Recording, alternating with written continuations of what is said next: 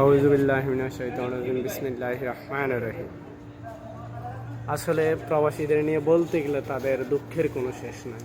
দেখুন, প্রবাসীরা নিজে ভালো থাকুক না থাকুক, একটু ফ্যামিলিকে ভালো রাখার জন্য কীভাবে যে কী কষ্টটা করতেছে আসলে কেউ না দেখলে বুঝতে পারবেন না।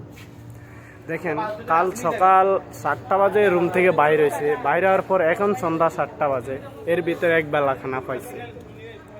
আসলে কীভাবে বলবো যে আমার বাসা খুঁজে পাচ্ছি না, এর ভিতর আমি নিজে একজন ভুক্তভোগী।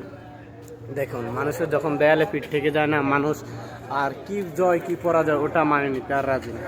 দালাল চক্রের কাছে আজ প্রবাসীরা এমনভাবে জিম্মি যে দালাল চক্রের প্রধান হোতা বলতেছে যে তোমরা যদি কাজ না করো তাহলে তোমাদের সবাইকে পুলিশে ধরিয়ে দেবো।